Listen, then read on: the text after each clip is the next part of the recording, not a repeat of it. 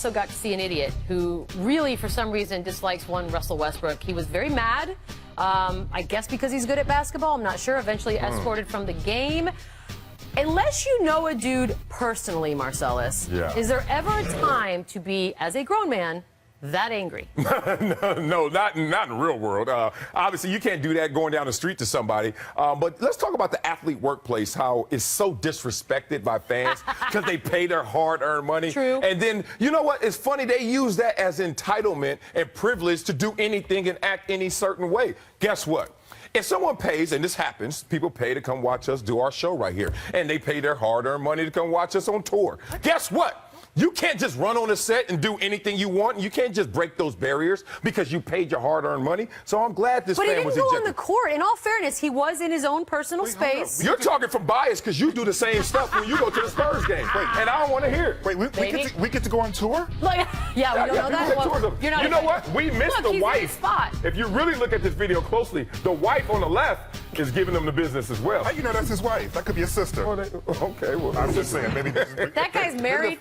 Maybe the furniture show. You know what? I agree with what you said in terms of fans feeling entitled, but I think the worst thing that happened off court for the 76ers was yanking the singer because she had a jersey on that said "We Matters," under the guise of "We want to bring everyone together." I mean, this is absolutely ridiculous. If you didn't talk about what you can wear before the game, then don't look at her jersey and then make a panicky decision, because now we're on national television talking about your bad PR move. That's the thing. No one would have known about it. We wouldn't have known. So that's why I'm here saying today we need to free Seven. Let Seven sing. Let her sing the national anthem. Ever come on the show and sing, maybe? You know what? Seven, come to set. You can sing for me, baby. Apparently we have to pay to be here. I don't know what he's talking about. By the way, I think a dancer stepped in last minute to sing the anthem. Oh, really? That's talent. It's weird. That's talent. Well, we don't know if it was good. Hey, Seven, spell your name better. I don't like how you spell her name. Back Spell to it with an E, basketball. two E's. No, she's an artist. Anthony Davis had a monster performance last night for the Pelicans. He basically did everything. He had 50 points. But all for naught because the Pelicans lost to the Nuggets. Here's a look at exactly what he did. And I feel like this is a sign of things to come. Those are numbers, people, and they're all quite good, and it's still in a losing try, LZ. Maybe if he had hit that free throw. Okay. Oh, God, that one free throw he missed. And that's the game difference. I feel so bad for Anthony Davis. I really do, because I see like a Kevin Garnett thing happening all over again, where the best years are sucked away into some desert island because the GM, the team can't get the right pieces around him. And when you look at that New Orleans team, who's been running the show since Anthony Davis has been there? A man by the name of Dale Demps. Now, why are we talking about Dale Demps? Yeah, why? Well, because he's overseen the last 6 drafts, and he's only got 2 players still on that team. Anthony Davis and Buddy Hield, who he just drafted this year. Exactly. Everyone else is now gone. What does that tell you? Brother can't pick out talent. He can't pick out talent, and they haven't had a big free agent signing since Peja Stojakovic in 2006. So he can't sign talent. Every sport has this story, though, right? Yeah. That big guy, that name that could have been amazing, but we never really got to see it. Yeah, I mean, you talked about it. You talked about Kevin Garnett. You could talk about LeBron James for a few years there. People were worried, would the same thing happen? You lose that talent because of those surrounding pieces. This year, it feels like this guy's going to get lost. But in the big picture of things changed drastically in the NBA. LeBron changed his own fate. Chris Paul, the great Chris Paul, left New Orleans, became a Clipper, and you see what happened since then. Success has followed him. I'm sorry, how are we defining that? Second round of the playoffs. They're a super team. But the point of it is, in the NBA, because the stars dictate the terms, you can change things. Anthony Davis in his prime could pull a move, get a haircut, and go somewhere else. Leave his hair alone. No, I'm just saying, he could go somewhere else. Get a haircut. Maybe jazz up his brow a little bit. I know. Let's shift to football, Get a haircut. shall we? Get a haircut. Tom Brady's been terrific since coming back from his 4-game suspension. In 3 starts, he's thrown 8 touchdowns, 0 interceptions. The Pats are 3-0. Now, he's the betting favorite to win the MVP. Marcellus, how is this fair?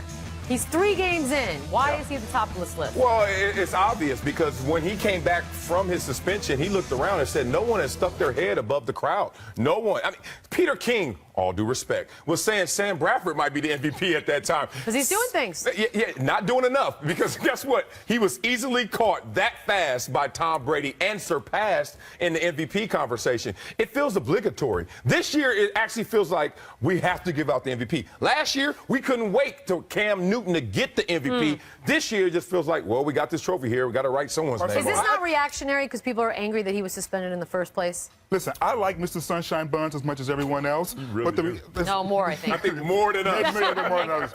But the reality is that he's thrown for 1,000 yards so far in his 3 games. 400 of them came against the Browns. So let me put the brakes on real quick. That's not right. I'm just saying. You're carving up now game schedule. I'm just saying, pump the brakes on how historic his game is and look at the competition. But his team's doing all right. They were doing all right without him They as were well. perfectly fine without him. You know who actually is the MVP, and the reason why he's not being talked about is Ezekiel Elliott. Why? Because he's a rookie, and only one other rookie in the history of the league has actually won MVP. But if you look at the numbers that he's putting up, and oh, by the way, only once this season did he get less than 4 carries a game, or 4 yards a carry, and that was the one game they lost. Every other game, he's gotten at least 4 yards a carry, and they've won all of those games. Now, I know what you're going to say. What about Dak? Dak is 26th in the league in attempts. Right. They're not putting the ball in his hands. They're putting the ball in Ezekiel's hand, and he's the reason why they're 5-1. Okay, well, the offensive line has something to do with that. But you're right. He's doing historical things right now. But I think because he's a rookie and it's a shared experience, he won't get that. But is there going to be resentment towards Tom Brady? Always. There always will be. Will they give it to Tom Brady in the year he was suspended by the commissioner? That's going to be a conversation. That might just be more of a Hayward sending a message to the commissioner. By the way, if he were to win, he would have the fewest games played by an MVP because Joe Montana won it in '89, had 13. And by the way, that's me giving you stats. Oh, You're welcome. Numbers never lie. What happened? All roused up. Bad news. Time for 3 cheers. I know, I caught myself midway through. That felt good. 1 cheer for I Will know Barton. stuff. Pelicans. Sometimes you just want to pass the ball. Oh, man. Doesn't Do it matter. at And they his still won. And they still won the game. Right. Y'all give that brother some help. I love how he's looking at him like, why didn't you get that? Yeah, right. Because you know We when want my braids to grab them? 2 cheers for Celtics and Nets. Jalen Brown's big attempt. That could Ooh. That could hurt. Was that our first one of the season? Wow. Oh, yeah. Green and Mr. Shot at the same time. Ooh. I mean, it might be a little high. Expectations were high. Yes.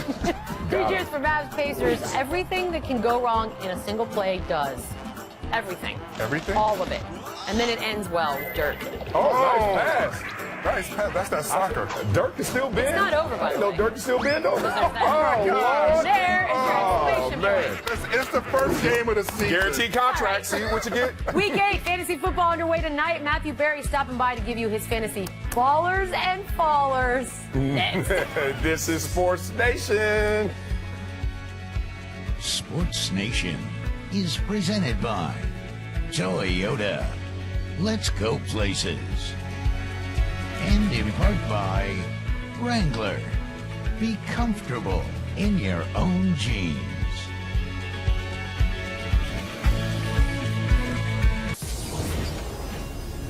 You are watching Sports Nation, presented by Toyota. Welcome back. Time to get a little bit smarter with our weekly fantasy segment starring the lovely Matthew Berry. Hi, Matthew. Yep. Little mic problems. Always fun to do. All right, we're doing baller or faller. What? We'll get through this, guys. First up, Think Drew so? Brees against the Seahawks. Baller or faller? He is a baller. Look, I know everyone's worried about the Seattle defense, but guess what? The Seahawks haven't been the Seahawks recently. Last 4 weeks, Seattle, 31st in the NFL against the pass at a per-game average. They give up 342 to Arizona, 335 to Atlanta. Drew Brees, at home this year, completing over 67% of his passes. You start Drew Brees at home, Beadle. If you were still paying attention to your lineup, this is what you would do. I'm not, but I accidentally won last week. Next up, Jonathan Stewart against Arizona. He's a faller here. You know, you think about the Arizona Cardinals, who have allowed just one opposing runner to score in their last 4 games. I don't see Stewart having a ton of success against Arizona's #1 scoring defense in the NFL. So, unfortunately, Stewart, who off of the bye previously had such a big game, he's outside my top 20 this week, even in a week where there are 6 teams on a bye. Bench him. He's out. Next up, Jacquizz Rodgers. Yeah, the quiz show. You think I can make that happen as a nickname, Beadle? Why not? There you go. Look, for the first time in his career, Jacquizz Rodgers has gotten a ton of work here. Over 60 carries in the last 2 games alone, and it is a terrific matchup against the Raiders. They're giving up 5 yards per carry. Jacquizz Rodgers somehow still available in over 60% of ESPN.com leagues. It's really incredible, Beadle. Jacquizz Rodgers, a top 10 fantasy play for me this week. Does not look like Doug Martin will be able to go on Sunday. I just enjoy saying his name. Next up, Sure. Jimmy Graham taking on his former team down in New Orleans. Baller. He is a baller, obviously. This is a great matchup going against the New Orleans Saints, obviously second on Seattle in terms of receiving yards and targets, playing New Orleans. You think he has a big game in his return to New Orleans, Beadle? I would hope so. Yeah, I think so, too. Russell Wilson, no dummy. By the way, Saints, bottom 5 of the NFL in terms of sacks. So Russell Wilson going to have all day to find Jimmy Graham, and he will absolutely do that. Guy's a top 3 play this week. I'm going to get more points. Next up, Kelvin Benjamin against the Cardinals. He is a faller, unfortunately. Even in a week where a lot of teams are on the bye, you've got Patrick Peterson, who is going to shadow him. Cardinals have given up just 1 touchdown pass to a wide receiver in the last 3 games. So Kelvin Benjamin, unfortunately to me, outside my top 15. I think better days are ahead for him, but this is a tough matchup against a great Cardinals defense, and Peterson is somebody who's been fantastic this year in coverage. I like that you soften the blow with better days are ahead. That's nice. That's really nice. I'm nice. I'm filled with love, Beadle. I know, I like it. DeAndre Hopkins taking on the Lions. Speaking of love, I understand it has been a tough year for DeAndre Hopkins owners, but I believe better days are ahead, and they start this Sunday against the Detroit Lions. The Lions have really struggled in pass coverage so far this year. Darius Slay, by the way, who hasn't had a terrific year, but he missed practice again today.